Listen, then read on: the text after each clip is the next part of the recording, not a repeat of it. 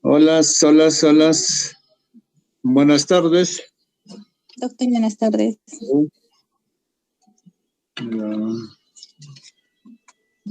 Vamos a continuar con las clases. Y esta vez vamos a tocar un capítulo muy importante. Importante desde el punto de vista, digamos, epidemiológico, habida cuenta de que esta es la diabetes mellitus es una enfermedad que pues, actualmente está considerada como una pandemia mundial, ¿no? Debido al crecimiento exorbitante del número de casos a nivel del mundo.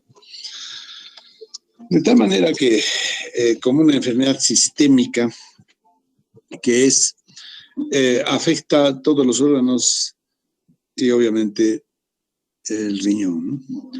Entonces, la diabetes como enfermedad, entonces, consideramos que es un problema de salud pública actualmente, ¿ya? En el mundo entero, en nuestro país y en el Cusco. Como tal, entonces, siendo una enfermedad sistémica, va a afectar todos los órganos y sistemas y también el riñón. ¿Ok? Muy bien, lo que nos interesa acá es básicamente la afectación del riñón por esta enfermedad sistémica, ¿ya? Entonces, la enfermedad se llama nefropatía diabética. Nefropatía diabética. Muy bien, vamos entonces proyectando la primera diapositiva. Bueno, como siempre les voy indicando, ¿no? La intención de revisar la enfermedad base de fondo, como en este caso la diabetes, la anterior, el lupus, no es revisar propiamente la enfermedad, sino la complicación, lo que nos interesa a nosotros en este momento, a la especialidad, ¿no? Al capítulo de nefrología. Pero sin embargo es bueno dar algunas pautas generales, ¿no?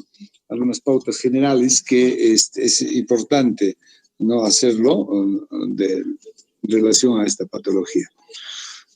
Vamos a aprovechar sobre todo las diapositivas que nos interesa para este fin, ¿no?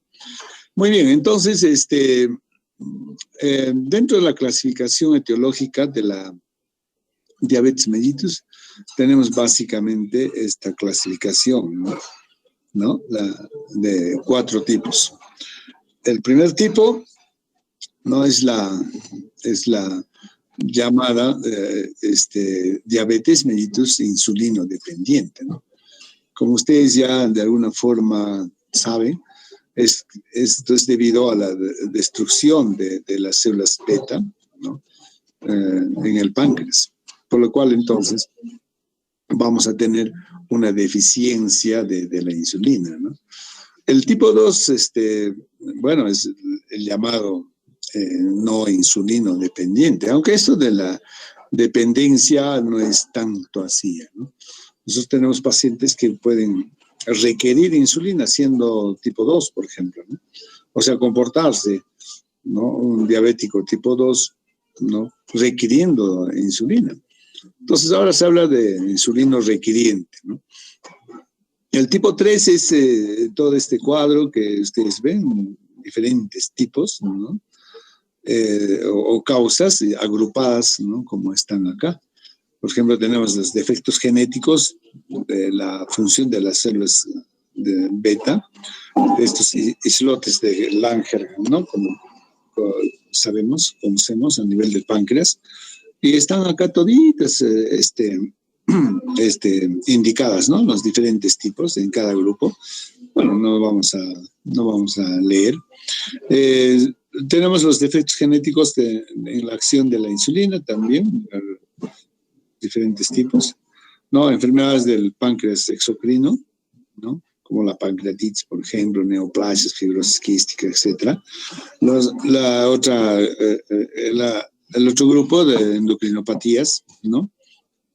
También diferentes tipos, como la regalia, el síndrome de Cushing, ¿no? En fin, en todas las que están mencionadas acá, inducido por fármacos, también o sustancias químicas, ¿no? También acá están indicadas las más importantes, infecciosas también, como la rubiola congénita, el citomegalovirus, en fin, y así, ¿no? Podemos ir mencionando, ¿no? Las que están asociadas a otros síndromes genéticos, ¿no? Algunas que están asociadas, ¿no? Con la diabetes, como el síndrome de Down, el Klinefelter, el Turner, ¿no? En fin, todas estas que están mencionadas.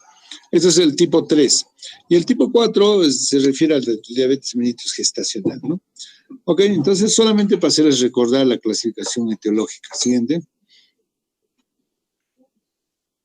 Muy bien, entonces, dentro de las complicaciones o afectación de todos los órganos y sistemas, como se da en esta enfermedad, ¿no? El riñón, pues, es uno de los órganos que tiene una afectación muchas veces muy severa, que da la pauta al pronóstico de vida del paciente, ¿no? Sí. Ok, entonces la diabetes va a afectar a la macrovasculatura y a la microvasculatura, ¿no?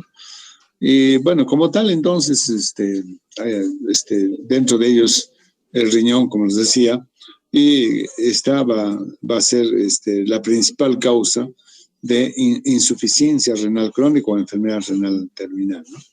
Bueno, aparte de los otros órganos que va a afectar, como la retina, por ejemplo, ¿no? Afectaciones cerebrovasculares, cardiovasculares, ¿no? En un 45%, por ejemplo, se ha afectado la enfermedad cardiovascular, la neuropatía diabética, en fin, ¿no? Y la nefropatía diabética aproximadamente un 35%. Siguiente. ¿Por qué nos interesa, digamos, esta patología? ¿Por qué nos interesa a nosotros los nefrólogos? Debido a que prácticamente la mitad de los casos de insuficiencia renal crónica es producida por la nefropatía diabética. Exactamente el 45%. ¿Ya? El 45% de la insuficiencia renal crónica es debido a la diabetes mellitus, ¿ya? Entonces, eso, ¿no? Acá tenemos este cuadro, ¿no? El tipo 2, la diabetes mellitus tipo 2 va a afectar en un 41% y la del tipo 1 en un 4%.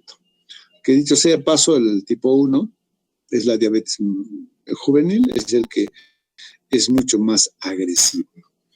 Y podemos revisar, ¿no? Dentro de las causas, entonces la diabetes, la nefropatía diabética es la primera causa de insuficiencia renal crónica, seguida de la hipertensión arterial, ¿no? Acá están, más o menos un 27-28%. Luego ya vienen las glomerulonefritis o glomerulopatías que hemos revisado en la segunda parte del curso, ¿no? Como causa de insuficiencia renal crónica. Esta es una estadística mundial, ¿no? Estamos hablando más o menos de un 8%. Y luego ya vienen las otras ya menos del 5%, como las nefritis intersticiales crónicas, obstructivas, las enfermedades quísticas o hereditarias, las glomerulopatías secundarias o vasculitis, neoplasias y otras enfermedades, ¿no? Pero lo que queremos, digamos, un poco acá resaltar es que la nefropatía diabética es la primera causa de insuficiencia renal crónica en el mundo, en el Perú y, ¿por qué no ya también en el Cusco? Que seguramente lo vamos a comentar en su debido momento, ¿no? Ok, siguiente. Entonces, haciendo un poco de historia, ¿no? De lo que es nefropatía diabética.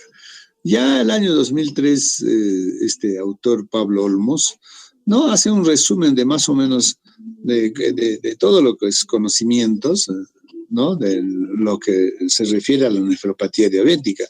El año de ya 1770, en Italia, este señor Domenico Cotugno hace la primera descripción de la albuminuria en diabéticos, ¿no?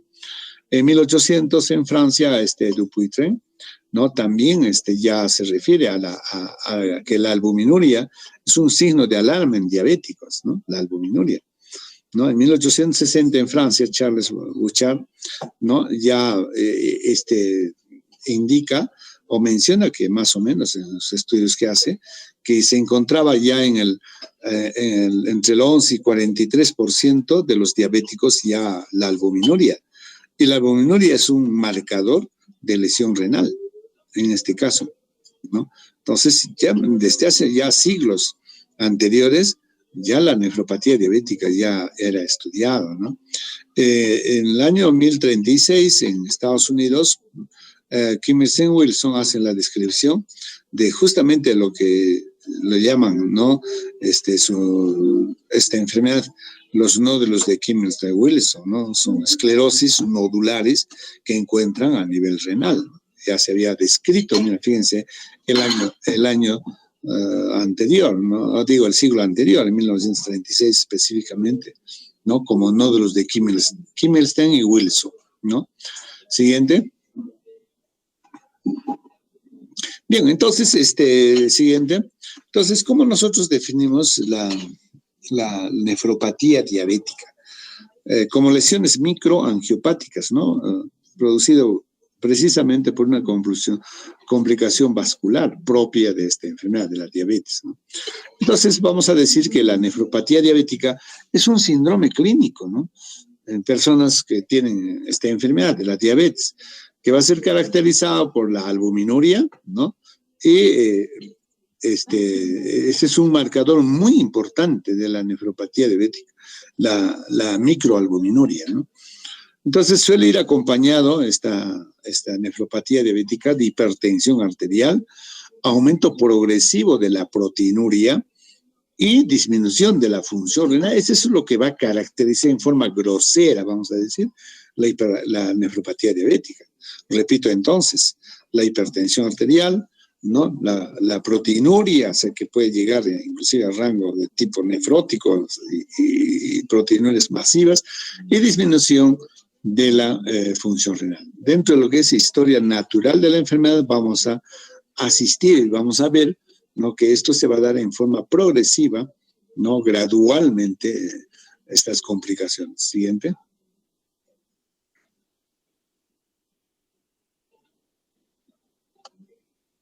Muy bien, entonces,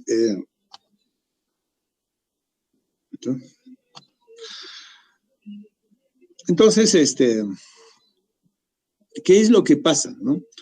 En un paciente diabético, lo que vamos a encontrar es que vamos a evidenciar una alteración de tipo estructural y funcional a nivel del glomérulo, ¿no? Repito entonces, una alteración funcional y estructural, ¿no? Entonces, la característica es de que se va a incrementar la presión intraglomerular, lo cual condiciona pues una proliferación de la matriz y celularidad, ¿no? Incremento del grosor de la membrana basal del capilar y la consiguiente posterior esclerosis glomerular. Finalmente así termina. Repito entonces, de una hipercelularidad, ¿no? Incremento del grosor del capilar, ¿no? Y finalmente esclerosis y bueno, pues obviamente luego desde el punto de vista funcional terminará alterando la función renal, que en este caso va a conllevar o va a llevar a una insuficiencia renal crónica. Este síndrome, en realidad, es todo un contexto clínico, sindrómico, se va a caracterizar básicamente por proteinuria, ¿no? Por proteinuria, que puede ser progresivo y puede llegar a ser masivo, intenso, por hipertensión arterial y el deterioro de la función renal, ¿ya? Esa es una triada, ¿no? Digamos, de alteración gruesa, vamos a decir, de esta nefropatía diabética. Repito, la proteinuria, que prácticamente lo que nos está significando es lesión estructural, la presencia de proteínas, ¿no? Hipertensión arterial y también deterioro progresivo de la función renal. Siguiente. Desde el punto de vista epidemiológico, fíjense ¿qué es lo que está pasando con la diabetes mellitus en este mundo a nivel mundial? Les había dicho que ya para nosotros la diabetes mellitus ya está considerado en este momento como un problema de salud pública. Problema de salud pública mundial debido al crecimiento exorbitante del número de casos, ¿no?, en los continentes. Si nosotros hacemos una comparación, fíjense los años, el primer recuadro de las columnas, fíjense, el año 95, amarillo, el año 2000, rojo, y el año 2025, ya prácticamente en unos 4 o 5 años, ¿no? Vamos a estar. Vamos a ver, mira, cómo ha crecido el número de casos de diabéticos en el mundo. En África, si nosotros vamos viendo, todas estas columnas van a ir en incremento. Y comparemos nomás a ver las columnas amarillas con los azules. Amarillo es el año 95, azul es el año 2025, dentro de poco. Fíjense, en América, por ejemplo, ¿no? En América vamos a ver que se va a duplicar el número de casos de diabéticos, ¿no? Igual pasa en el Mediterráneo oeste. En algunos casos, inclusive hasta 2 o 3 veces el incremento del número de diabéticos, ¿no? En Europa, ¿no? El incremento también no está al margen, ¿no? En el sudeste asiático, igualmente, y en el Pacífico Oeste, ¿no? Se dan cuenta que cómo las columnas azules se han ido incrementando y cómo vamos a llegar al año 2025. Si nosotros vemos el otro recuadro, el otro diagrama, vamos a ver, fíjense el año 85. Tuvimos más o menos a nivel del mundo con unos 30 millones de diabéticos, ¿no? El año 95, aproximadamente ya 140 millones de diabéticos. Fíjense el año 2005. El año 2005 ya había 200 millones de diabéticos. Y hace 5 años, el año 2015, estábamos en 250 millones de diabéticos. Miren, 4 años, prácticamente el 2025, ¿no? Vamos a tener 300 millones de diabéticos. Y ustedes dirán, ¿qué hace el nefrólogo hablando de esto? Ya les he dicho, ¿por qué nos interesa la diabetes? ¿No? Porque justamente es la primera causa, ¿no? La primera causa de insuficiencia renal crónica, que dicho sea de paso, ¿no? Este es un problema también, ¿no? Que cada vez está incrementándose y nuestra región, Cusco, no es la excepción, ¿no? Ya estos centros de hemodiálisis donde prácticamente los pacientes llegan al deterioro ya severo, ¿no? Al deterioro terminal, van a requerir ya riñones artificiales. De tal manera, entonces, por eso nos interesa, debido a que es una de las causas más importantes de insuficiencia renal crónica. ¿Ya? Muy bien, el siguiente. Muy bien, entonces, entonces, ¿cómo es más o menos el periodo clínico? Esto es lo que ya con los grupos y ustedes hemos ido discutiendo, ¿no? ¿Cuánto tiempo demora un diabético tipo 2 para llegar al estadio 5 de insuficiencia terminal, insuficiencia renal crónica, ¿no? Más o menos 15, 20 años de evolución, ¿no? Y fíjense lo que pasa, estoy hablando del tipo 2, ¿ya? Del diabético tipo 2. Aquel diabético que se presenta generalmente a partir de los 30, 40 años, 50, 60 años, ¿no? Digamos, la nefropatía en estos diabéticos es mucho más progresivo, lento, la evolución, ¿no?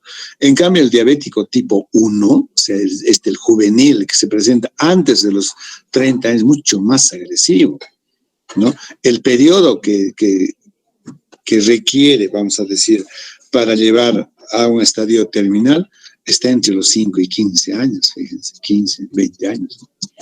En cambio, el tipo 2, pues, es entre 15 y 30 años, ¿no?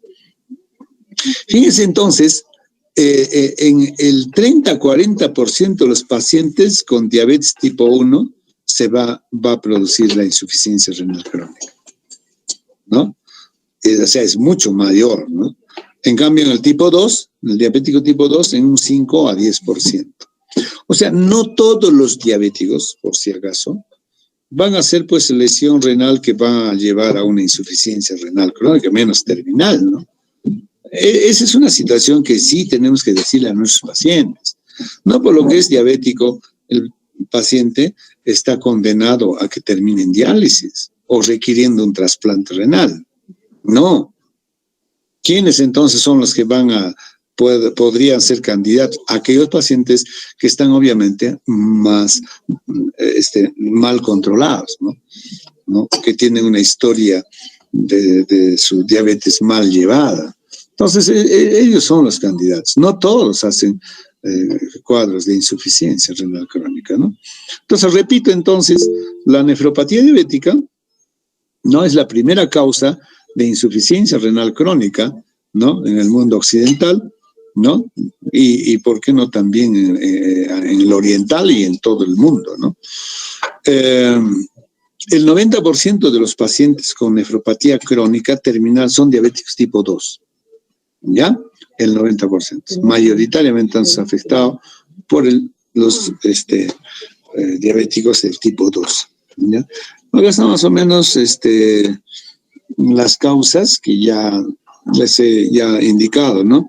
La diabetes es la primera causa de insuficiencia renal crónica, seguida de la hipertensión, lo que hemos mencionado, ¿no? Las glomerulonefritis, glomerulopatías como tercera causa, y luego ya vienen las otras, ¿no? Muy bien, siguiente. Muy bien, entonces, los pacientes con diabetes mellitus en hemodiálisis tienen el 20% de mortalidad anual, ¿no?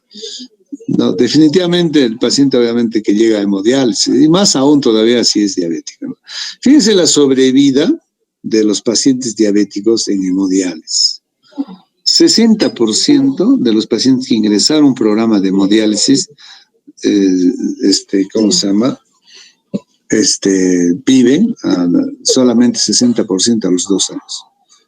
A los 5 años el 30%, ¿no? A los 10 años solamente el 10%. O sea, de cada 10 pacientes diabéticos que ingresan a hemodiálisis, uno solo llega hasta 10 años de sobrevida, ¿no? Entonces, la mortalidad es muy, muy, muy alta, ¿no? Los pacientes diabéticos que entran a un programa de hemodiálisis.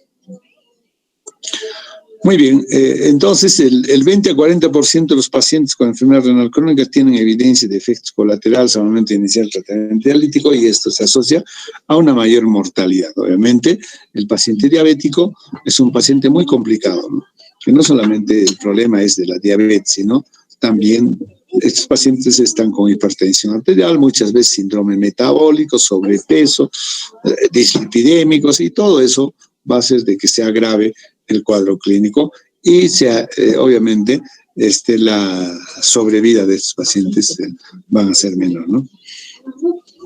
Ahora, el 50% de los pacientes en hemodiálisis mueren de causa cardiovascular o cerebrovascular.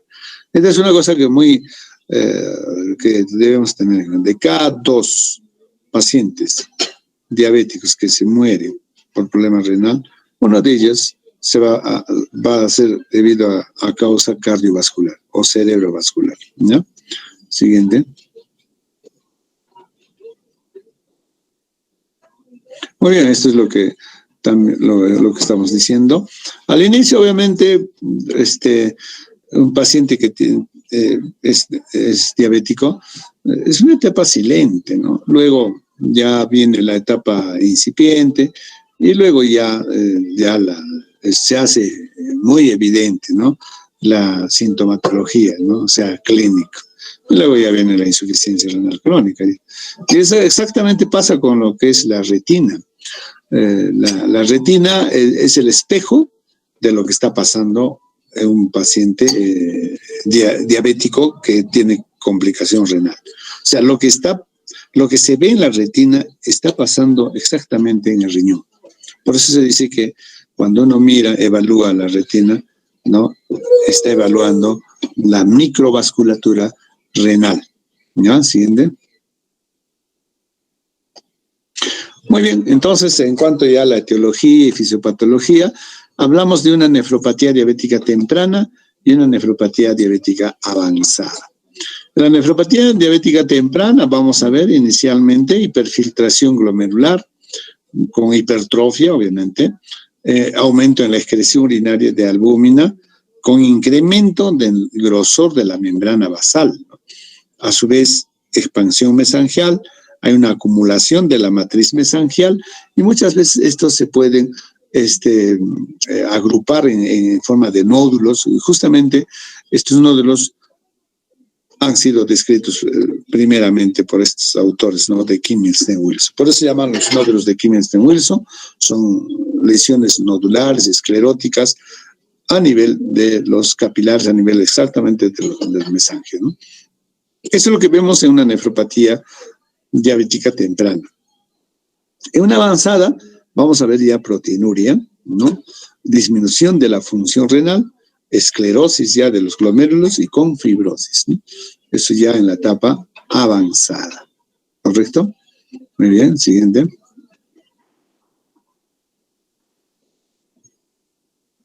Siguiente. Bueno, en realidad, cuando estamos frente a un paciente diabético mal controlado con hiperglicemias, vamos a ver una serie de activación de elementos mediadores humorales, citoquinas, factores de crecimiento, los cuales van a producir alteraciones hemodinámicas, metabólicas y estructurales, ¿no? Entonces acá pues se activa una serie de vías como repito, las crecimiento, citoquinas, ¿no? Y estas van a mediar y amplificar la lesión renal, produciendo finalmente la nefropatía diabética, ¿no? Siguiente. Igualmente pasa pues alteraciones de tipo hemodinámico, ¿no? Hemodinámico por la hiperglicemia, ¿no? Va a haber lesión endotelial, glomerular y tubular, con disminución de resistencia vascular en la arteriola eferente y aferente el glomérulo, ¿no? Entonces, este juego de hipertensión, por consiguiente hiperfiltración, son los que finalmente van a dañar el capilar, ¿no? Vamos a ver que va a haber hipertrofia del túbulo proximal, aumento del número de transportadores de sodio, glucosa, etcétera, ¿no? Siguiente. Entonces verán que hay alteración estructural, alteración hemodinámica, ¿no? Funcional, ¿no? Acá tenemos las sustancias involucradas en la fisiopatogenia, ¿no? de la nefropatía diabética. Tenemos el angiotensinógeno 2, el óxido nítrico, las prostaglandinas, la insulina, en fin, mira, todos estos factores, ¿no? Los radicales libres, hormona de crecimiento, factor de crecimiento beta, el factor de crecimiento vascular endotelial, en fin, ¿no? Todas estas van a incrementar la presión intraglomerular, ¿no? Lo cual va a producir hipertensión glomerular. Entonces, y esta hipertensión con aumento de la presión intraglomerular, finalmente se traduce en ¿qué? En aumento, ¿no? de la síntesis de la matriz mesangial, engrosamiento de la membrana basal glomerular.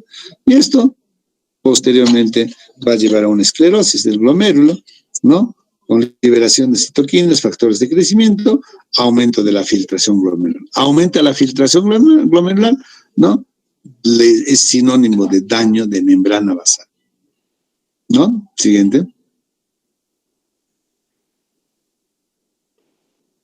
Muy bien, vamos a pasar esto. Siguiente.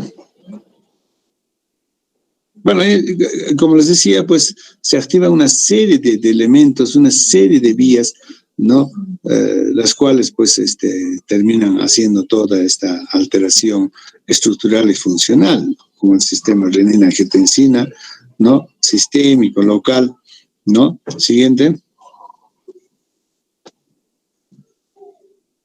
¿No? La angiotensina 2 juega un rol muy, muy importante, ¿no? No solamente la angiotensina 2, ¿no? Ojo, sabemos que es un potente vasoconstrictor importante, ¿no? Pero aparte de eso, se considera como un factor de crecimiento, con aumento de síntesis de matriz mesangial, aumento de componentes de membrana basal, en fin, ¿no?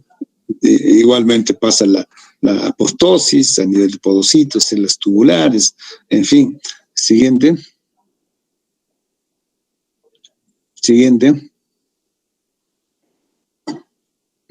Entonces, fíjense, en conclusión, cuando hablamos de lesión estructural, se va a dar a diferentes niveles, ¿no?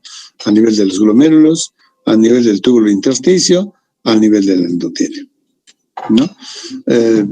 Vamos a ver entonces en estas estructuras o en estas áreas expansión mesangial, vamos a ver esclerosis del glomérulo, engrosamiento de la membrana basal, células endoteliales vamos a encontrar en espuma, aplanamiento y pérdida de los podocitos, células tubulares con depósito de glucógeno, atrofia tubular, inflamación intersticial, fibrosis intersticial y arteriosclerosis, ¿no?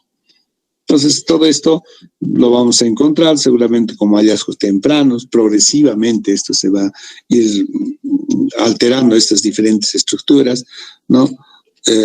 Y en fin, también al haber, digamos, intervención de los podocitos, como estamos mencionando, aplanamiento y pérdida de estas, hablamos de una podocitopatía, ¿no?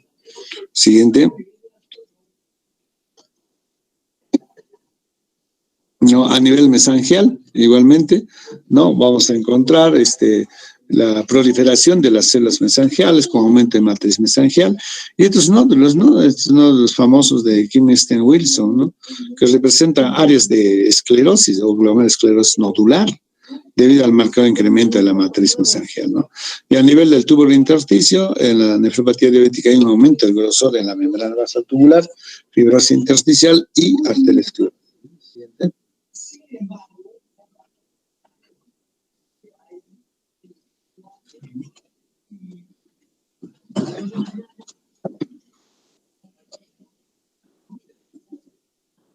Siguiente.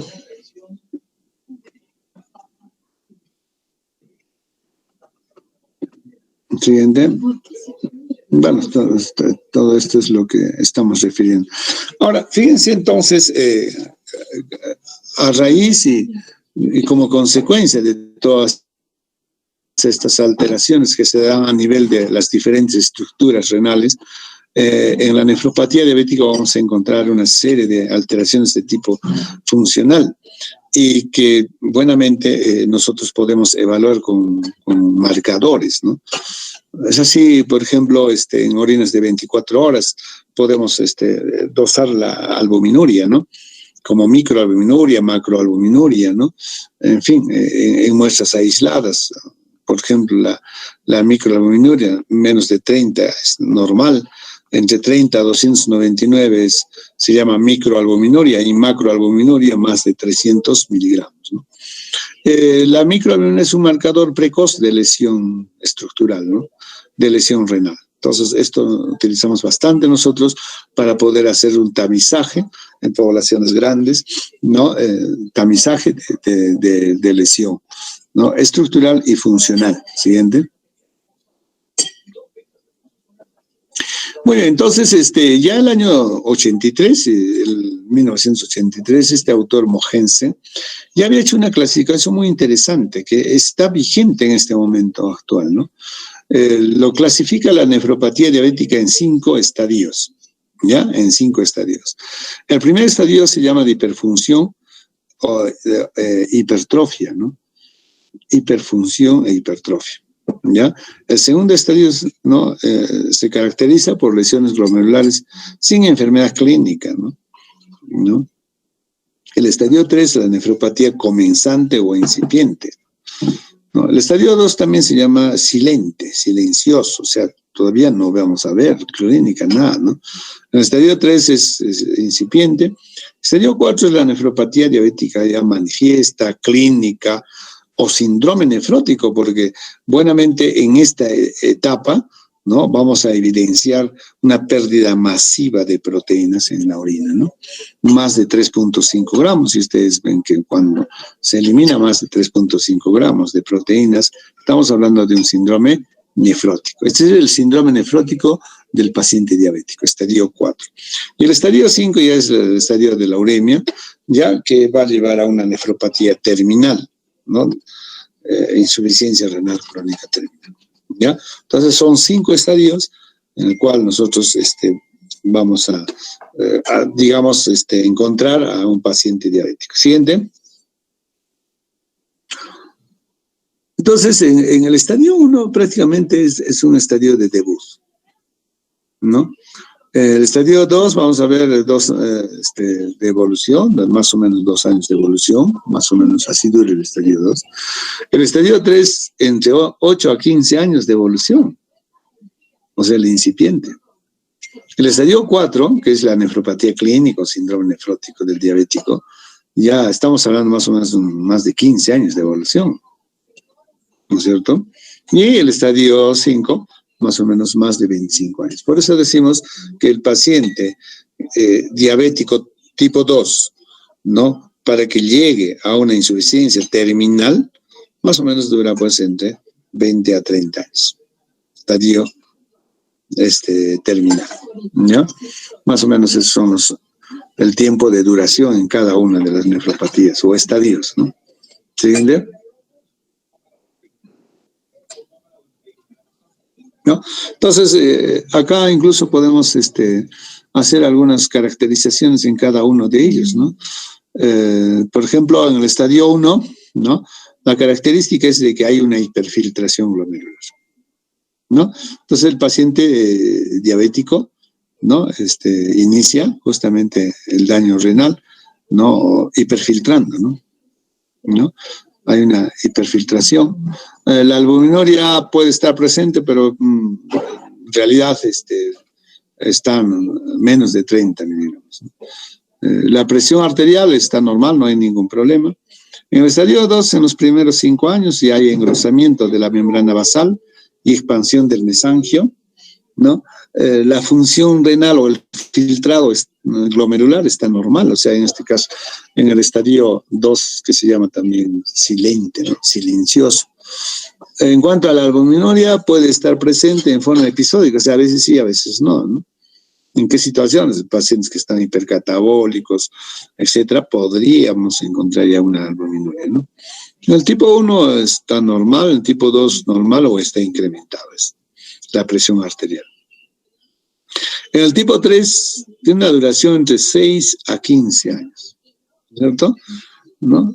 Acá en el estadio 3, que es la nefropatía incipiente, en este caso ya hay microalbuminuria, no hay vuelta a quedar, siempre, ¿ya? Entonces, si nosotros encontramos un paciente que tiene ya microalbuminuria positiva, o sea, más de 30 miligramos, microalbuminuria positiva, más de 30 miligramos, hasta 300 miligramos, ya estamos ya hablando de un estadio 3 de nefropatía diabética. La función renal, o sea, medido por el filtrado glomerular, puede estar normal o disminuido, ¿no? En relación, obviamente, a su basal. Y la microalbuminuria ya está presente, entre 30 a 300 miligramos por día. En el diabético tipo 1, la presión arterial está incrementada. En el 2, puede estar normal o incrementada. Este cuadrito es, digamos, un resumen muy interesante para ver, pues, todas estas características, ¿no? Desde el punto de vista histopatológico, desde el punto de vista qué pasa con la filtración glomerular, o sea, la función, qué pasa en cuanto a la albuminuria y la presión arterial. En el estadio 4, fíjense que tiene una duración entre 15 a 25 años. Acá ya hay macroalbuminuria, o sea, hay ya proteinuria. Ya no hablamos de micro, sino macroalbuminuria. Y hay proteinuria que pueden llevar, como les digo, a rangos bastante severos de pérdida de proteínas, ¿no? El filtrado glomerular puede estar normal o disminuido ya, ¿no? Y en descenso progresivo. En la albuminuria ya estamos más de 300, por eso hablamos de macroalbuminuria. Y todos los pacientes en este estadio ya son hipertensos. Fíjense, la hipertensión acá ya es el común denominador. Y el estadio 5, que dura entre 25 a 30 años, definitivamente acá ya estamos hablando de una insuficiencia renal terminal, ¿no? Con una función renal de menos del 15%, o sea, 15 mililitros por minuto. ¿Ya? Y la microalbuminuria ya prácticamente está disminuido porque ya los glómerulos están esclerosados, por eso está disminuyendo. Y la hipertensión también es el común denominador en todos los pacientes. ¿Ya? Entonces, este cuadrito nos permite más o menos revisar las características, repito, ¿no? Desde el punto de vista estructural, de qué cosa pasa, ¿no? Desde el punto de vista de la estructura, ¿no? Del glomérulo, desde el punto de vista del filtrado glomerular, o sea, la función renal, desde el punto de vista de pérdida de albúminas o proteinurias, y también la presión arterial. ¿Ya? Siguiente.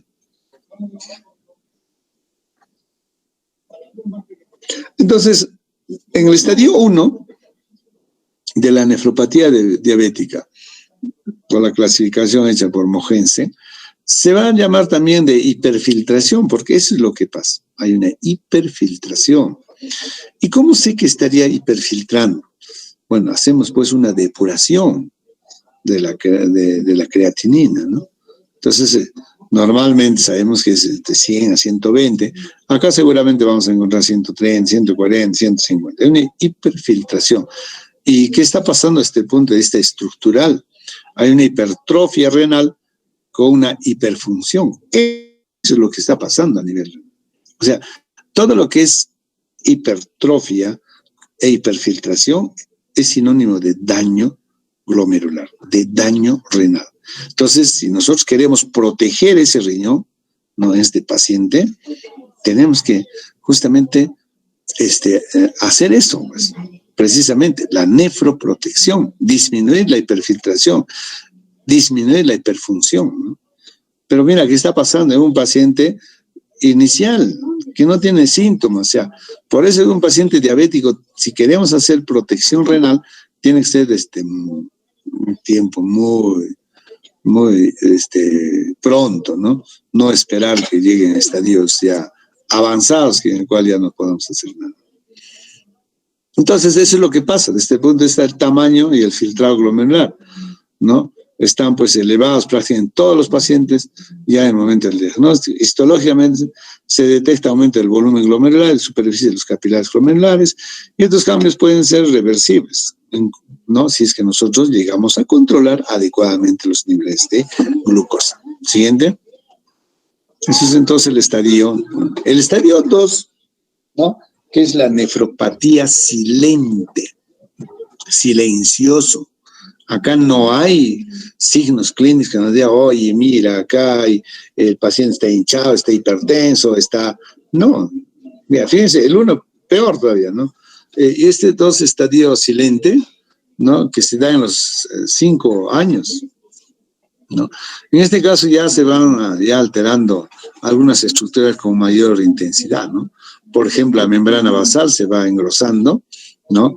Se aumenta el volumen mesangial con depósito de proteínas, albúmina, fibrina, etc., producto de degradación plaquetaria, ¿no? El filtrado glomerular se mantiene elevado en este estadio, fíjense, o sea, sigue habiendo hiperfiltración en este estadio silente, estadio 2 de la nefropatía diabética, ¿no? Se sigue. Y como les digo, ¿no? Acá el riñón está empezando a dañarse. Fíjense lo que está pasando desde el punto de vista estructural y funcional, ¿no? Entonces a esto se van a añadir ya procesos de cicatrización que a la postre va a provocar esclerosis glomerular, ¿no? Siguiente. Es el estadio 2 silente. El estadio 3 es ya la nefropatía incipiente. Acá sí ya hay daño renal, ¿no? Entonces, ya acá sí hay una alteración clínica, ¿no? Ya hay una alteración clínica. Ya habíamos dicho que la microalbuminuria ya está presente, definitivamente acá ya está, ¿no? Como signo de que ya hay daño renal. Por eso se llama nefropatía incipiente, está empezando, ¿no? Siguiente. ¿No? Entonces, acá vamos a encontrar ya la microalbuminuria, ¿no? Entre 30 a 300 miligramos, ¿no es cierto? Bueno, eso vamos a decir por ahora, porque no los voy a confundir ya, porque hay otras formas de valorar la tasa de microalbuminuria relacionando la creatinina o creatinuria, etcétera, ¿no? Pero aprovechemos acá este cuadrito para decir lo siguiente. La detección de la albuminuria es vital, es un marcador muy importante, ¿no? Y nosotros podemos hacer un tamizaje en poblaciones grandes de diabéticos para decir de que ya este paciente está ya con daño incipiente. Entonces tenemos que, ¿no? Realizar, ¿no? Una serie de acciones para que ese riñón no se deteriore pues más rápidamente, ¿no? Porque finalmente lo que tenemos que cuidar es de que este paciente no llegue pues a la esclerosis, a la atrofia tubular y finalmente a la insuficiencia terminal, ¿no? Insuficiencia renal crónica terminal. Siguiente. Entonces, el estadio 4 ya se llama la nefropatía diabética establecida o nefropatía clínica. Fíjense lo que estoy diciendo, ¿eh? Varios sinónimos. Nefropatía diabética establecida, nefropatía clínica, o también se llama el síndrome nefrótico de la nefropatía diabética. Entonces, acá vamos a tener la proteinuria, que va a ser masiva, ¿no? Se va a hacer persistente y la función renal empieza ya a disminuir, ¿no? Y definitivamente, ¿no? La insuficiencia renal crónica ya es inexorable. La pregunta es cuánto tiempo no va a pasar para que llegue al estadio 5, que dicho sea de paso ya es la insuficiencia renal crónica terminal, de entre 3 a 5 años. Es inexorable. Entonces, la llegada a la insuficiencia renal crónica terminal. Siguiente. ¿No? Entonces, acá vamos a ver que ya la retinopatía diabética es también prácticamente universal en estos pacientes, ¿no? Entonces, justamente si uno quiere evaluar, digamos, lo que está pasando a nivel de glomérulo, podemos evaluar en la retina de estos pacientes. Y el riesgo de coronario, también a nivel vascular, ¿no? Es bastante evidente, ¿no? Estos pacientes, justo habíamos ya indicado que la mitad de nuestros pacientes se mueren por problemas cardiovasculares, ¿no? Y dentro de ellos justamente las coronariopatías, infartos, muertes súbitas, etc. Siguiente.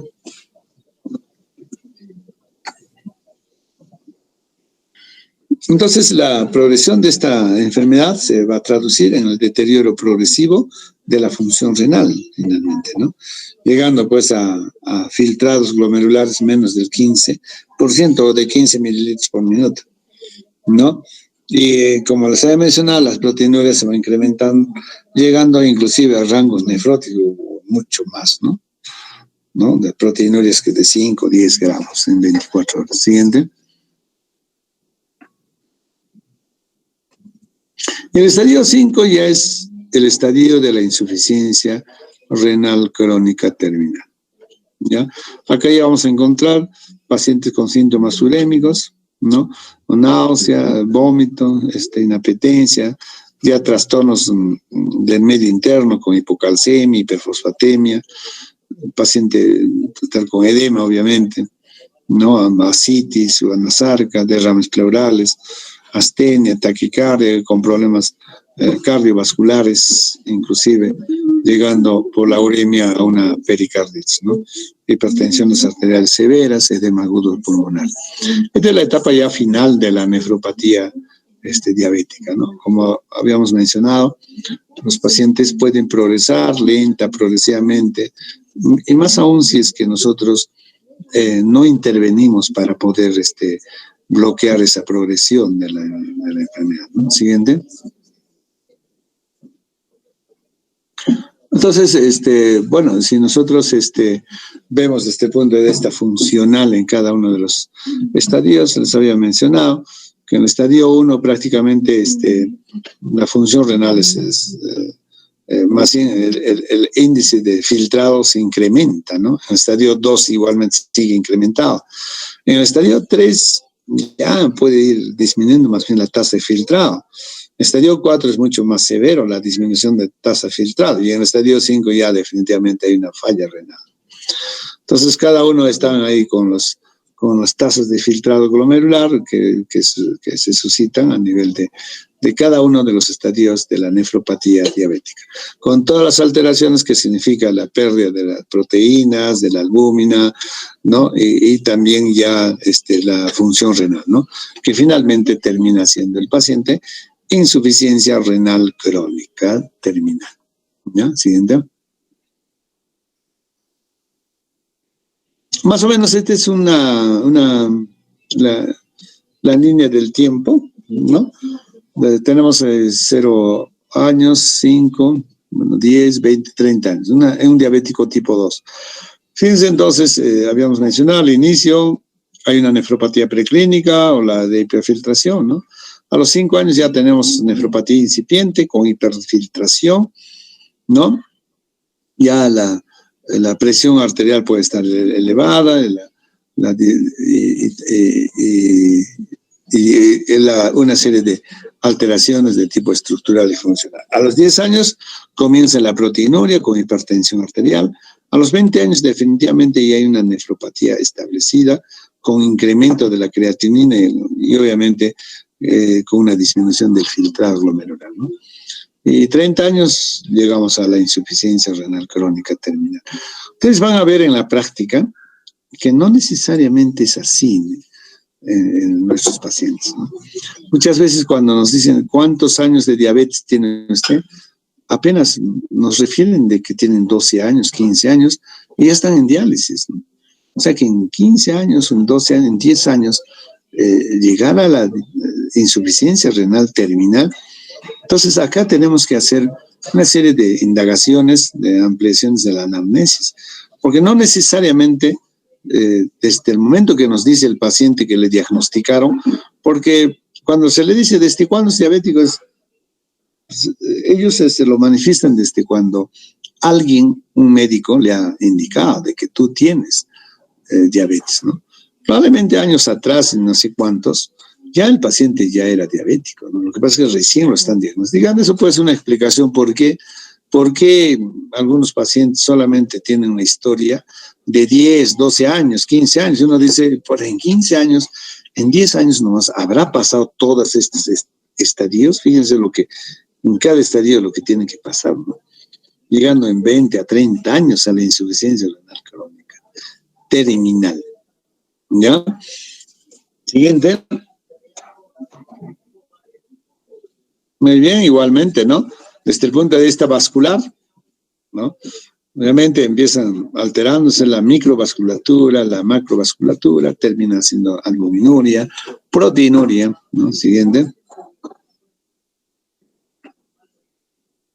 Muy bien, entonces eso es en relación a esto. Y en cuanto a la terapéutica, definitivamente acá lo que se quiere es intervenir tempranamente para que ese riñón no se vaya a la insuficiencia renal crónica terminal. Porque lo peor que puede pasar es de que este paciente llegue a la fase terminal y sea requiriente pues de un riñón artificial como la hemodiálisis, la diálisis peritoneal o trasplante, ¿no? Eso es lo que no se quiere, ¿no? Entonces, para eso tenemos que trabajar en lo que es la prevención, ¿no? La nefroprotección o la nefroprevención, ¿no? Entonces, tenemos que hacer un buen control de la glucosa sérica, ¿no?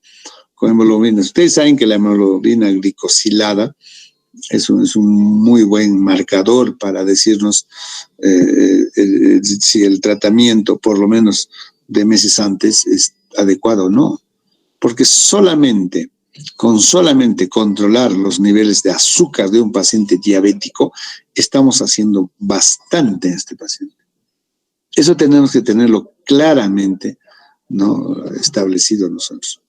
Con solo controlar los niveles de azúcar de nuestros pacientes, ¿no?, estamos haciendo mucho por este paciente. Y trabajos grandes de metaanálisis así lo demuestran, ¿no? Igual pasa con los pacientes hipertensos. Un paciente hipertenso con un control adecuado de su presión arterial suficiente, muchas veces para hacer protección renal. De eso se trata, ¿no? ¿No? O sea, ya la óptica, la forma de cómo nosotros abordamos y pensamos con esos pacientes tiene que haber cambiado, y de hecho que ha cambiado, ¿no? Antiguamente, yo digo antiguamente, a unas décadas, pues 20, 30 años, nuestros colegas endocrinólogos comunicaban al nefrólogo cuando el riñón estaba en fase terminal. ¿Y para qué ya, no? Cuando está en fase ya de esclerosis, cuando ya necesitaba diálisis, ¿no? Entonces, nosotros ahora tenemos que intervenir muy tempranamente para poder evitar o prevenir o retardar la evolución o de la progresión de la nefropatía diabética. Entonces tenemos que controlar los niveles de glucosa, ¿no? No a través de la hemoglobina glicosilada. Tenemos que hacer un control intensivo de la presión arterial, ¿no? Ojo con esto, ¿no? Inclusive, cuando son pacientes diabéticos, el control debe ser mucho más estricto, ¿no? Mucho más estricto. Y está demostrado que haciendo así, pues la lesión se lentifica, ¿no?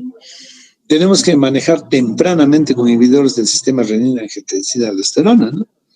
Y acá definitivamente juega un rol muy importante todos estos medicamentos, los BRAS, los bloqueadores de receptores de la angiotensina, ¿se acuerdan?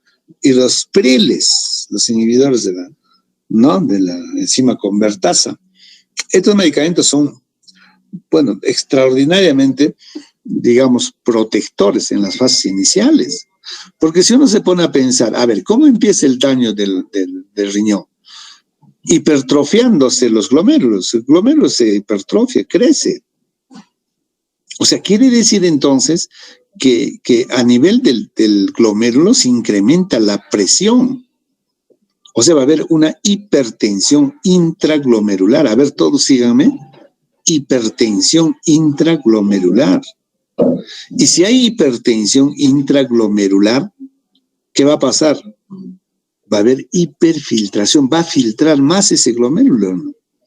Pero, ¿por qué se está produciendo hipertensión intraglomerular? Justamente por el juego de las presiones de la arteriola que le lleva la sangre, la aferente, y la arteriola que le extrae la sangre del glomérulo.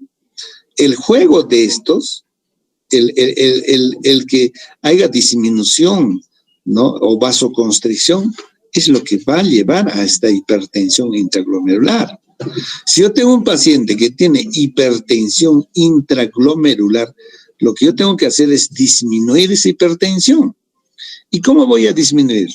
Abriendo efectivamente la arteriola eferente. A ver, toditos métanse dentro del glomérulo. Abre la arteriola eferente, ¿no? Aperturan mayormente. Y entonces, ¿qué va a pasar? ¿No? El drenaje va a ser mucho mayor, va a disminuir la hipertensión intraglomerular, por consiguiente, menos hiperfiltración, menos daño de la membrana basal.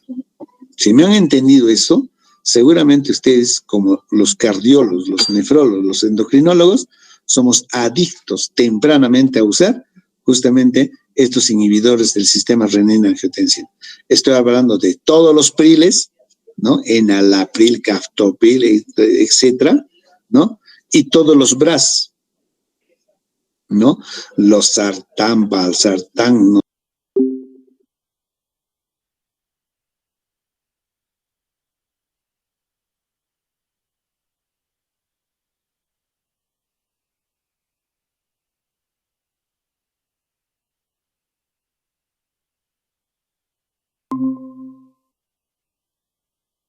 ¿No? Hay una autorregulación a nivel del glomérulo de estas presiones, ¿no? Pero doctor, al inicio estamos diciendo, ¿no? Eso es, por ejemplo, esa es la inocencia, ¿no? Al inicio estamos diciendo de que no hay presión arterial alta, pues en el paciente. ¿Y por qué vamos a utilizar los BRAS? ¿Por qué vamos a utilizar enalapril, captopril o los sartán, valsartán, taratanta, todas esas cosas? ¿Por qué si no es hipertenso? Justamente para, ¿no?, evitar esta hipertensión intraglomerular y la hiperfiltración, que finalmente, ¿en qué se traduce? En daño glomerular. Eso es lo que tenemos que hacer tempranamente con estos pacientes. ¿Ya? Entonces, eso clarito, ¿ya? Cuando les cuento así nomás a modo de anécdota, ¿no? Cuando yo llegué después de mi residencia y venía pues con esto de que los inhibidores del sistema renina en diabéticos hipertensos y empezaba a recetar Enalapril, Losartán, esas cosas, y venía el farmacéutico a decirme, doctor, ¿por qué usted está indicando antihipertensivo si este paciente no es hipertenso? A ver, explícale pues todas estas cosas, ¿no? Imagínate, entonces eso pasaba. Pero ahora ya nosotros, ¿no? Trabajamos así, ¿no? Para evitar de que ese riñón no llegue pues a fase terminal. Además de esto, tenemos que hacer pues un control. Como les decía, el paciente diabético no es pues paciente diabético purito, solamente su glucosa está alto y es un paciente que tiene sobrepeso, tiene síndrome metabólico, es un paciente que tiene problemas de dislipidemia, colesterol alto, triglicéridos, el ácido úrico alto, muchos de ellos fumadores, ¿no? Todo eso tenemos que nosotros controlar además, ¿no? Entonces, eso, o sea, tenemos que hacer un trabajo, ¿no? Más integral, no solamente es cuestión de dar medicamentos antidiabéticos y punto, sino tenemos que intervenir en una serie de factores que van a ser factores agravantes o factores que van a coadyuvar al daño renal, ¿no? Y obviamente también tenemos que cuidar de agentes nefrotóxicos, ¿no es cierto? ¿No? Ese es otro tema también que tenemos que tener en cuenta, ¿no? El uso de las sustancias de contraste, por ejemplo, pacientes requieren una tomografía, háganle sustancia de contraste. Un paciente diabético ya con alteración estructural y todas estas cosas, pues vamos a terminar dañando o agravando su problema, ¿no? Igualmente los medicamentos, los aminoglucósidos, en fin. Como les digo, la intervención tiene que ser multifactorial, multidisciplinario, no solamente trabajo es del endocrinólogo, ¿no? El nefrólogo, el cardiólogo, sino también enfermería, tiene que ver la nutrición, en fin, ¿no? Todo lo que significa también salud pública. Siguiente. ¿No? Entonces, como les decía, la nefroprotección tiene que pues, dirigido justamente a controlar todos estos factores, ¿no? La dislipidemia, el ácido úrico, el control del peso, la presión arterial, ¿no? La presión arterial, inclusive en pacientes diabéticos, se dice que debe estar por debajo de 120, por debajo de 120 la sistólica, ¿no? En relación a los otros. Cuando lleva una nefroprotección en otras patologías, bueno, pues 130, 70, pero en diabéticos, más drástico, menos de 120, ¿no? La sistólica. Y el control glicémico con la hemoglobina glicosilada, menos de 7 o 6.5, ¿no? Siguiente. Muy bien, entonces, bueno, existen pues muchísimos estudios en los cuales demuestran todo lo que estoy diciendo, ¿no? El control del sobrepeso, el control solamente de la glucosa, ¿no? Mira estos trabajos de la Advance, bueno, en sí, el estudio, el BAT, todos estos demuestran que solamente controlando los niveles de glucosa, ¿no? La hemoglobina glicosilada, estamos haciendo bastante en proteger ese riñón, ¿no? Siguiente. Muy bien, entonces, acá tenemos todas estas que vamos a ver lo que es nefroprotección con inhibición del sistema renina-angiotensina, los IECAS, que ya les he comentado, los ARAS, ¿no? Los inhibidores de la renina, inhibidores de la aldosterona, ¿no? Bueno, en fin. Y los otros medicamentos que, bueno, pues también son, podrían, son antihipertensivos, pero que no tienen, pues, efecto en el sistema renina-angiotensina como los antihipertensivos, ¿no? Pero ahí viene la discusión. A ver, un paciente diabético hipertenso, ¿qué prefieres? ¿Controlar adecuadamente la presión o insistir en el uso de estos nefroprotectores, ¿no? Si yo tengo un paciente diabético, hipertenso, severo, y con mis IECAS, mis ARAS, no las controlo adecuadamente, Yo prefiero no utilizar estos, IECAS, ARAS, pero sí prefiero utilizar medicamentos, aunque no sean nefroprotectores, pero sí que me lo baje y regule bien la presión arterial. No sé si me han entendido. Prefiero, en todo caso, controlar la presión arterial, bajármelo la presión arterial, que eso sí va a ser mucho más beneficioso que estar utilizando IECAS, ARAS, ¿no? Eso creo que queda clarísimo, ¿no? El siguiente. Bueno, entonces, estos son los factores que van a influir en la progresión de la enfermedad, ¿no? Medidas que, bueno, están demostrados, ¿no? El estricto control de la glucosa, el estricto control de la presión arterial, la utilización de estos IECAS, ARAS, definitivamente. Si solamente con IECAS, ARAS puedo controlar la presión, en buena hora. Aparte de que estoy haciendo nefroprotección, estamos interviniendo en la regulación, ¿no? Del sistema glomerular, ¿no es cierto? Medidas de eficacia relativa, tenemos la restricción proteica también, ¿no? La terapia hipolipidemiantes, o sea, el colesterol, triglicéridos, hay que corregir la anemia. Y situaciones que debe evitarse, bueno, la depresión de bola, hay que evitar las deshidrataciones en los pacientes, los antiinflamatorios no esteroideos. Ahora vamos a revisar este capítulo. También el uso indiscriminado de los AINES, por ejemplo, ¿no? Producen pues nefritis tubulosa intersticial, que eso en buena cuenta va a coadyuvar el daño renal. Entonces, como seguimos diciendo, el diabético no es puro diabético, es hipertenso, es gordito, tiene dislipidemia, encima tal vez tiene un problema reumático, ¿no? Artritis, osteoartrosis, tiene que utilizar antiinflamatorios y eso a su vez, mira lo que puede dañar. O sea, por eso que tenemos que estudiar, ¿no es cierto?, verlo en forma integral a estos pacientes, ¿no? ¿Qué pasa si tengo un paciente que tiene una osteoartrosis o tiene una osteoporosis, además, y para con dolor aquí y allá? Tengo que utilizar pues analgesia, pero tenemos que ser racionales en el uso de esto, ¿no? Los contrastes radiológicos, los pacientes pueden requerir tomografías, etcétera, ¿no? Y acá pues tenemos que ser ya mucho más racionales y cautos, ¿no? En el uso, por ejemplo, de la sustancia contraste, si necesariamente tiene que hacerse, lo haremos, pero con todo lo que significa la hidratación, ¿se acuerdan? El uso de la N-acetilcisteína, en fin, todas esas cosas es pues para aplicar en esto, ¿no? Porque si voy a utilizar indiscriminadamente antiinflamatorios, le voy a hacer tomografías, etcétera, encima el paciente es un paciente prostático, obstrucción renal, no lo voy a hacer operar, entonces pues, daño por arriba, daño por abajo, la obstrucción, entonces todo eso tenemos que nosotros evaluar en estos pacientes. Siguiente.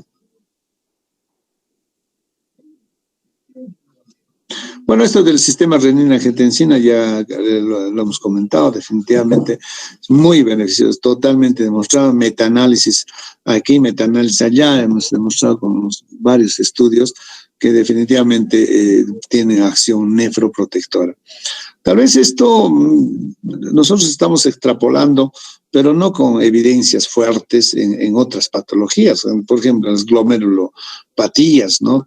Para hacer nefroprotección utilizamos los PRILs, ¿verdad?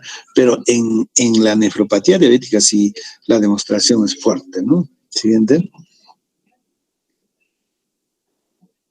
Bueno, los ARAS, los IECAS definitivamente hay un efecto benéfico del control de la presión, hay disminución de la proteinuria, fíjense, hay disminución de la proteinuria, retraso en la progresión del daño renal. Entonces, definitivamente los IECAS y los ARAS son fármacos de primera elección en pacientes con nefropatía diabética. Los endocrinólogos, los nefrólogos, los cardiólogos, somos muy adictos a utilizar estos medicamentos, ¿no? Como nefro y cardioprotectores. Siguiente. Bueno, como les dije, el paciente no solamente es diabético, no solamente es hipertenso, tiene problemas de dislipidemia, tenemos que controlar, ¿no? El colesterol, el LDL, lo tenemos que tener por debajo de 100 miligramos por decilitro. Estudios grandes también demuestran que esto es muy importante poder intervenir, ¿no? Siguiente.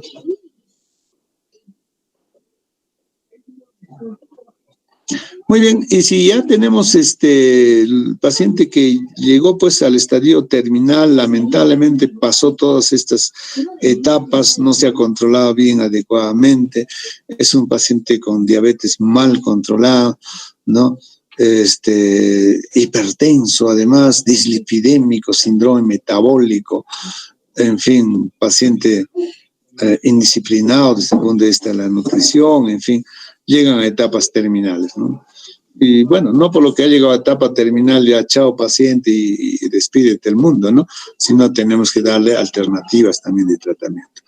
Habida cuenta de que el riñón ya se ha deteriorado, está por debajo del 15% de función renal, es un estadio terminal, tenemos que plantearle tratamientos de sustitución y de reemplazo renal. Como ustedes han visto, el pronóstico no es tan bueno, ¿no? Imagínate cuántos pacientes viven a los 2 años de haber ingresado a diálisis. 60% más. A los 5 años, el 30%, 20%, y a los 10 años, 10%, nada más. Pocos pacientes llegan a vivir 10 años, ¿no? Uno de cada de 10 o 10 pacientes de 100, ¿no? Entonces, siempre cuando un paciente ingresa a un programa de diálisis, hay que cruzar los dedos, ¿no? Lamentablemente, y no solamente pues es una enfermedad incapacitante, ¿no es cierto?, el paciente renal crónico, sino también con una serie de alteraciones, de comorbilidades, el sufrimiento de los pacientes. Pero aún así tenemos que darles calidad de vida, tenemos que darles alternativas de tratamiento, ¿no? Y ahora tenemos las alternativas que nosotros brindamos a los pacientes con nefropatía diabética sin insuficiencia renal terminal, ¿no? La hemodiálisis, ¿no? Acá tenemos unas ventajas, ¿no? También inconvenientes. En cada uno de ellos tiene sus ventajas y sus desventajas, ¿no? ¿No? Por ejemplo, la hemodiálisis, bueno, es eficaz, bueno, el seguimiento puede ser un poquito más cercano, por dar vida cuenta que los pacientes van cada 2 días a un centro de hemodiálisis. No hay mucha pérdida de proteínas durante la sesión, como la diálisis peritoneal sí. Entonces, así, mira, cada uno de ellos tiene pues sus ventajas y desventajas. Pero sí, les planteamos la diálisis peritoneal continua ambulatoria, la diálisis peritoneal continua con cicladora. Esto, por ejemplo, es un tratamiento con un equipo, con una máquina cicladora que lo llamamos, y el paciente se conecta durante la noche, mientras duerme se dializa, ¿no? Dentro de esto, de lo que es hemodiálisis, diálisis peritoneal, la diálisis peritoneal está mucho más indicada en el paciente diabético. Eso lo vamos a comentar en su debido momento, ¿no? Cuando hablemos de insuficiencia renal crónica, mucho más estable. En cambio, la hemodiálisis, debido a que su alteración hemodinámica, dada de que es una circulación extracorpórea, los pacientes diabéticos hacen hipotensiones severas y no van bien muchos de ellos en la hemodiálisis. ¿Siguiente? Y también no se olviden que los pacientes diabéticos tienen derecho a trasplantarse. Obviamente, tenemos que hacer un buen estudio del paciente, ¿no? Y también plantearle esa alternativa de trasplantar. Había cuenta que también puede haber una recidiva, ¿no? O sea, la diabetes puede afectar al riñón trasplantado, sí, pero yo prefiero darle calidad de vida así que unos años. Y si yo lo controlo adecuadamente y el trasplante es exitoso y se hace un buen seguimiento, el paciente va muy bien como trasplantados también, ¿no? Muy bien, entonces hemos tocado un capítulo muy importante en este momento, dada de que, repito, la diabetes mellitus, que es una enfermedad multisistémica o sistémica que afecta todos los órganos, sistemas, que afecta también al riñón, muchas veces, como habrán visto, va a dar la pauta en la vida del paciente, ¿no? El pronóstico va a estar dado por el tema renal, ¿no? Si es que ya afectó el riñón. Y habrán visto, cuando ya llegan a estadios terminales, el pronóstico no es tan bueno, paciente. Entonces, ¿qué tenemos que hacer? Tenemos que evitar, tenemos que hacer protección, tenemos que hacer nefroprotección, ¿no? Y nefroprevención en los pacientes. Intervenir tempranamente a nuestros pacientes, no esperar ¿no? Que lleguen a estadios ya severos de daño estructural y funcional, y nefrólogo, bueno, cárgalo, conéctalo a la máquina, ya no, eso no sirve, ¿no? Nosotros ahora tenemos que ir en busca de estos pacientes, ¿no? E intervenirlos muy tempranamente y empezar a controlar, hacer de que sus niveles de glucosa estén muy bien. Eso hay que decir a los endocrinólogos, ¿no? Si usted, doctor, controla bien su nivel de azúcar, está haciendo bastante por este paciente de que llegue en algún momento a hacer daño renal. Y desde ahora, eso hay que decir, desde ahora que ustedes van a llevar al curso de endocrino, ¿no? Desde ahora, muy tempranamente hay que hacer nefroprotección. ¿Cómo así? Ahí vienen, pues ustedes empiezan a hablar de lo que es la hipertensión glomerular, hiperfiltración, que es sinónimo de daño renal. ¿Cómo vamos a evitar la hipertensión y hiperfiltración? Utilizando estos inhibidores IECA y estos BRAS, ¿no? Perfecto, aunque los pacientes todavía no están hipertensos, hagamos eso, doctor. Controlemos el colesterol, triglicéridos, señor, tiene que comer adecuadamente, ¿no? No, las transgresiones alimentarias no es bueno, baje de peso, deje de fumar, camine, haga actividad física, esas cosas tenemos que hacer. Y esa es una tarea, ¿no?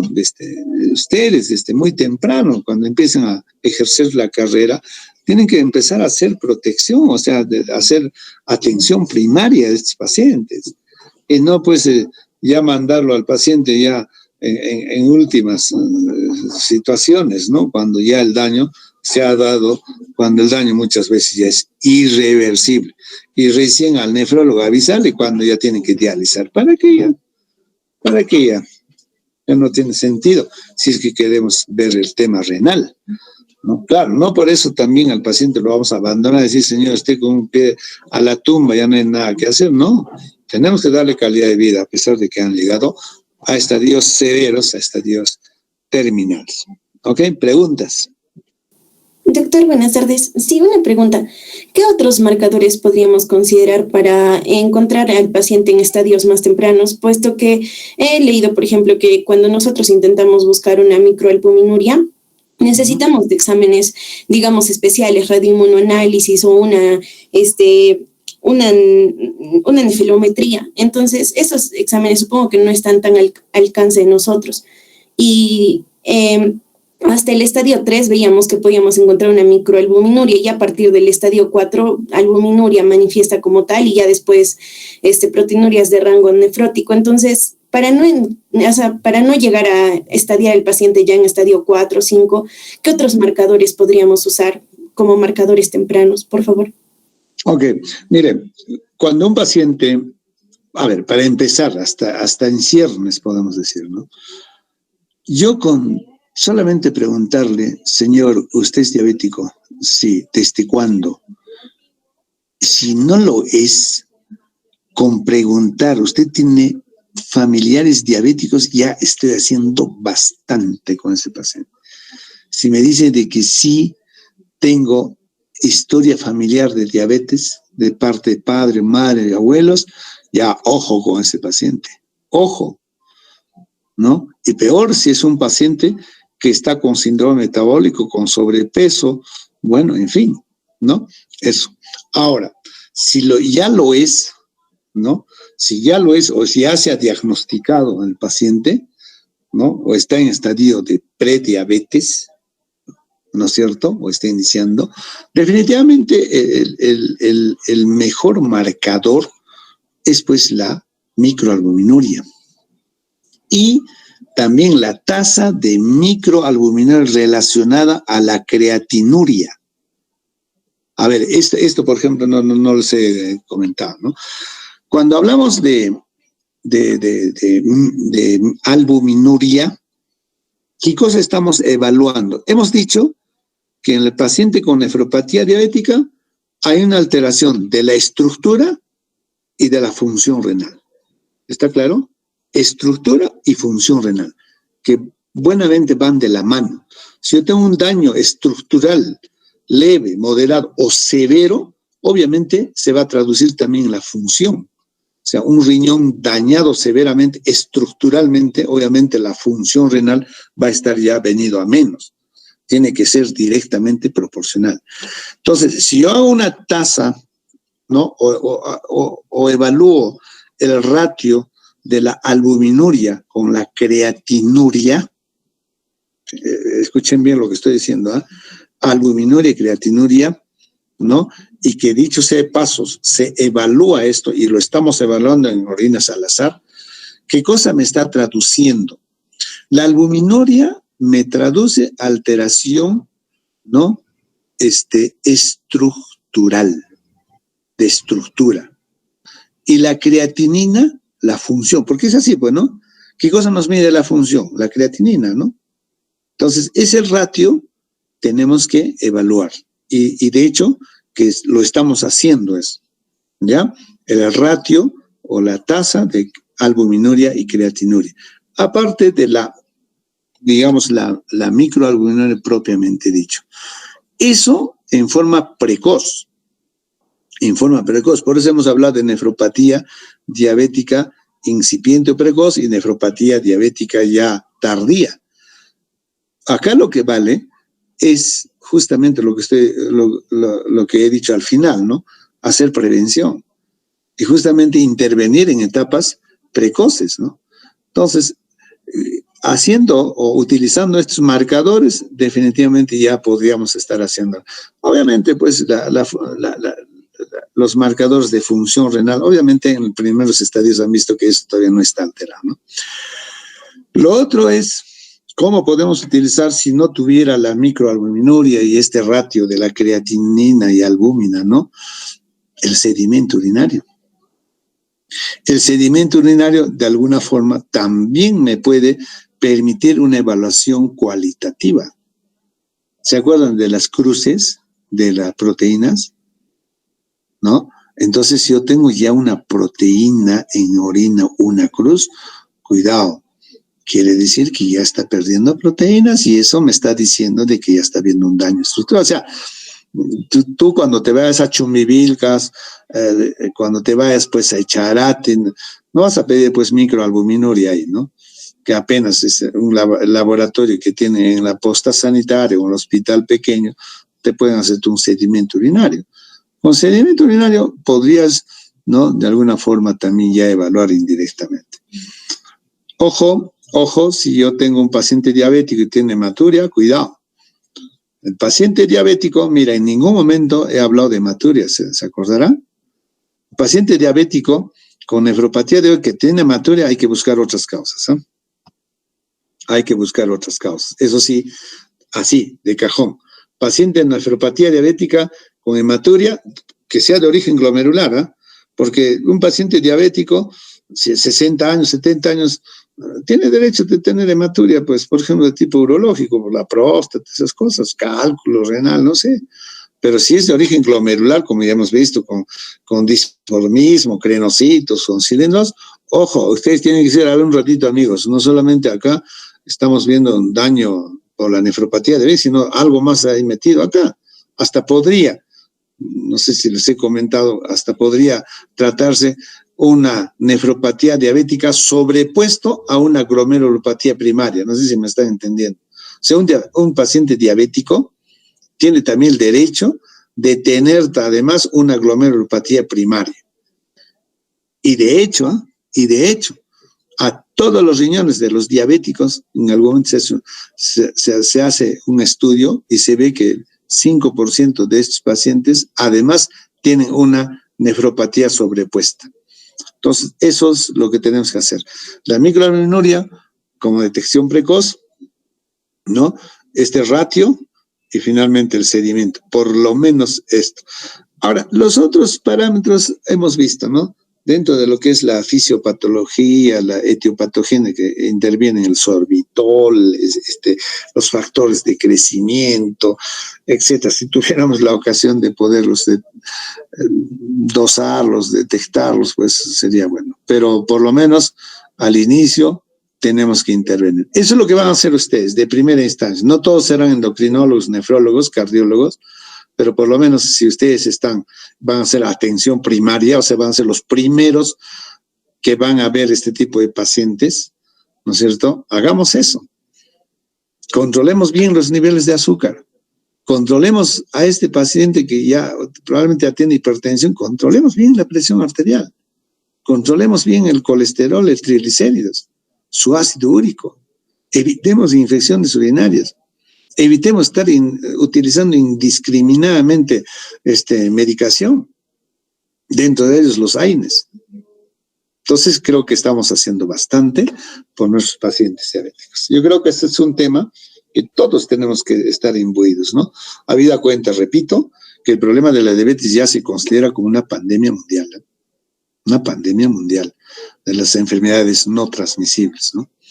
Ustedes se imaginan hasta hace 20, 30 años, por lo menos en nuestro país, en Cusco, no era prioridad diabetes, hipertensión.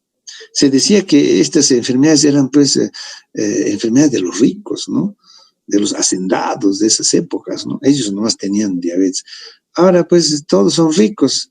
Imagínate, gentes que viven en las comunidades, es diabetes, eso hasta casi ya para ustedes debe ser habitual, pero para nosotros en las épocas de estudiante, ver una campesina que viene del campo con diabetes, hipertensión, era para sacarse fotos, ¿no? Pero ahora, lamentablemente, por la globalización y que hemos aprendido a comer mal, las cosas están cambiando, ¿no? A ver, más preguntas.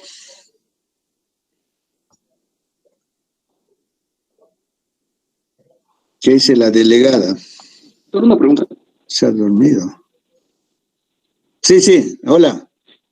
Doctor, sí, debido a que uno de los parámetros clínicos que tenemos para diagnosticar la diabetes es justamente la poliuria, y digamos que podríamos afirmar entonces que todo paciente que esté diagnosticado tempranamente con diabetes ya tiene nefropatía diabética, al menos en estadio 1. Correcto. Eso, nunca te vas a olvidar lo que te voy a decir. Paciente diabético es paciente que de alguna forma ya empezó el daño renal. ¿Está claro? A ver si no lo has entendido o no lo están entendiendo, díganme que no lo están entendiendo. Paciente diabético es un paciente que ya empezó el daño renal, desde el comienzo, desde el saque. Así como el lupus, ¿ah? ¿Se acuerdan del lupus? También les dije, ¿no? En el lupus igual. Paciente lúpico de alguna forma ya dañó el riñón o está empezando el daño. Otra cosa es que no haya signos y síntomas. Eso es otro tema,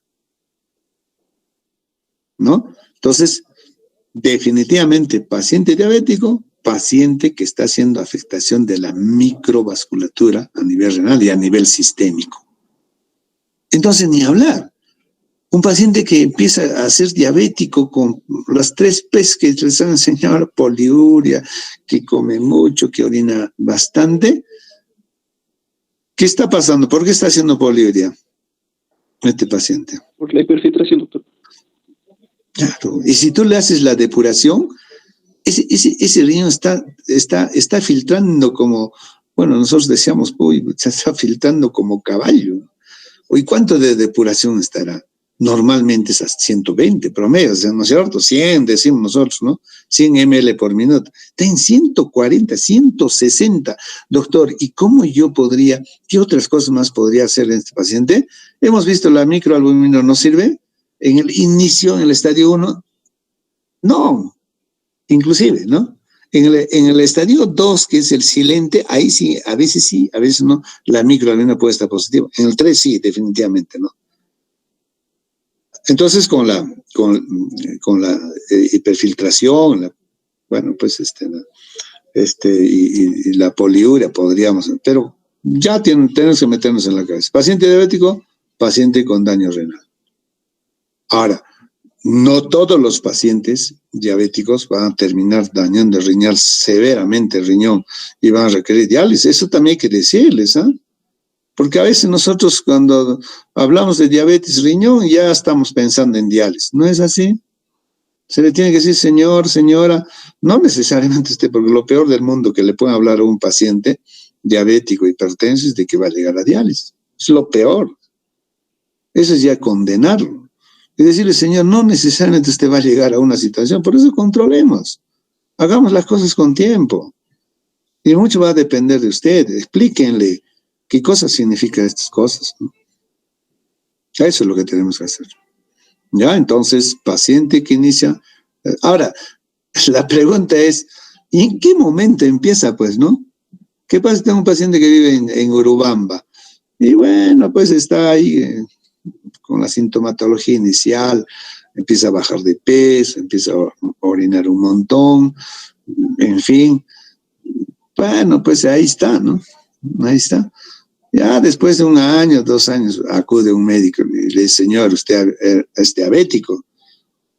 No es que empezó la diabetes desde que el médico le etiquetó, ya este paciente ya Por eso tenemos muchos problemas. Cuando yo les pregunto en la visita médica o en las prácticas, ¿cuántos años de diabetes tiene este señor? Y dicen, 13 años, doctor. Pero 13 años ya estaría en diálisis. ¿No será que este paciente ya antes ya empezó y nadie diagnosticó? Bueno, esa es la situación. Muy bien. Entonces, este tema es un tema muy importante, ¿no? Muy importante, habida cuenta de que en nuestras épocas, todavía, yo les digo así, porque ustedes son de otra generación, a nosotros más, cuando hablaban de salud pública, nos hablaban más de enfermedades infecciosas, de salud pública, por ejemplo, tuberculosis, no sé, la fiebre amarilla, el paludismo, hepatitis, ¿no? En fin, toda esa fiebre amarilla, ¿no?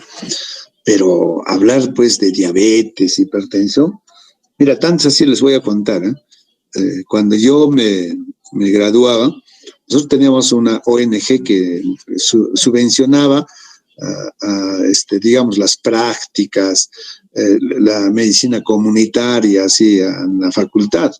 GTZ se llamaba, ¿no? Y nos llevaba, pues, a pueblos a hacer estudios de diarreas, de parasitosis, desnutrición, esas cosas les interesaban más, ¿no? También subvencionaban trabajos de investigación.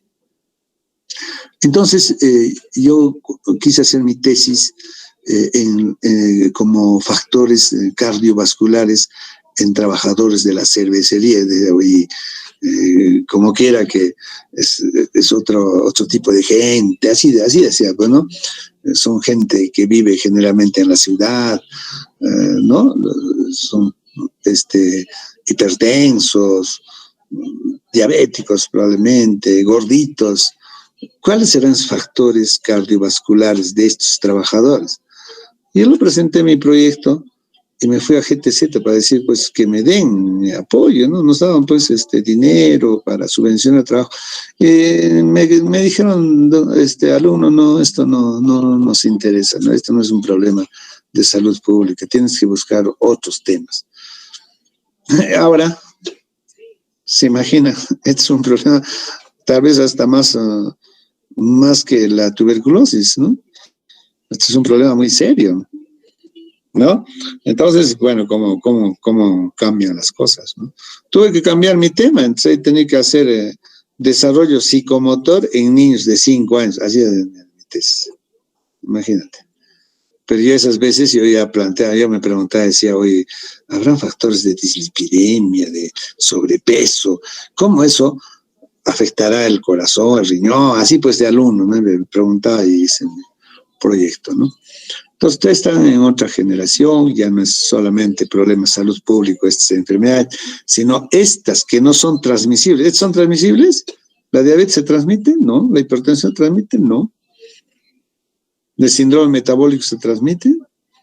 Entonces, pues, son enfermedades no transmisibles, ¿no? Esto lo vamos a comentar un poco más cuando hablemos de insuficiencia renal crónica, que también es un problema. Por consiguiente, un problema también de salud pública ya en este momento en el mundo entero, ¿eh? Muy bien, chicos, hasta la próxima. Y esta noche nos vemos con el grupo de prácticas. ¿Ya? Listo. Chao. Chao, chicos. Buenas tardes. Ok.